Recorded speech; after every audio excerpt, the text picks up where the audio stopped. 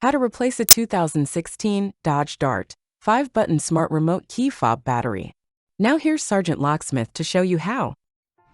Alright, let's go ahead and change the battery out on our 5-button remote. If your key ring is attached or you got anything ran through this corner, you will need to remove that since this remote has come apart. And for this task, you'll just need nothing but a flat tip screwdriver. I'm going to use this just for display purpose. Let's go ahead and flip it over. Notice your emergency release. Spring loaded, so go ahead and pull back. Pull your key out to the side, and if you notice, you've got an indentation here and the hole here.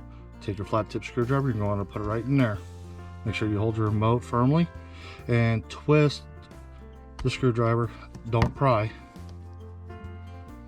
Now that you got it open, slowly, and you notice the circuit board did that, and it slotted right back in, so we're good there. Leave it face down.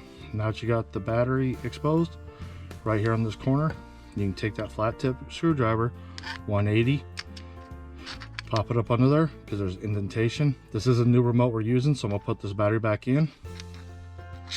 Notice it goes right here on the spring side. Put it in there. You notice it should stay in. Go ahead, put the two halves back together. Make sure you work your way around. Squeeze it.